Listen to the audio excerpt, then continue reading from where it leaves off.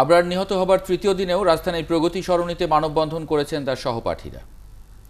তবে কোনো বিক্ষোভ বা স্লোগান নয়, পুলিশকে ফুল দিয়ে শুভেচ্ছা জানিয়ে প্ল্যাকার্ড হাতে নীরবে বন্ধুর প্রতি মৃত্যুর জন্য দায়ীদের শাস্তি চেয়েছেন।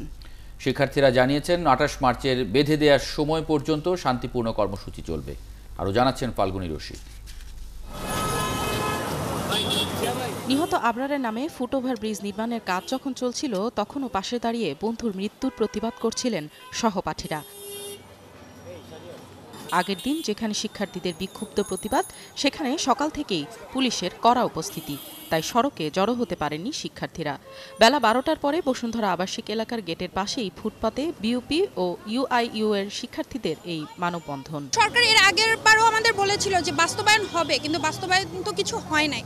তো আমরা চাচ্ছি এবার বাস্তবায়ন করে তারপর ঘরে ফিরবো, তার আগে না। ফাঁসি চাই ওই লোকটার, যে আমাদের ছোট ভাইকে এরকম করে নিয়ে গিয়েছে। এন্ড আরেকটা হচ্ছে হলো আমরা নিরাপদ সড়ক চাই। ক্যান্টনমেন্টে যদি এইসব শৃঙ্খলা যদি মেনটেন করা যদি পসিবল হয়, তাহলে সারা বাংলাদেশে কেন পসিবল হবে না? মানববন্ধন ঘিরে থাকা পুলিশের হাতেই ফুল তুলে দেন শিক্ষার্থীরা। পুলিশও আশ্বস্ত করে, শান্তিপূর্ণ অবস্থানে থাকলে শিক্ষার্থীদের ওপর কোনো বাধা আসবে না। তাদেরকে তারা এই মেসেজটা দিচ্ছি এবং তারা যেন শান্তিপূর্ণ থাকে এবং আসলে পরবর্তী কার্যক্রম, উন্নয়ন কার্যক্রম অথবা ডেভেলপমেন্ট কি আছে সেটা তারা পরবর্তী সবাই জানতে পারবে।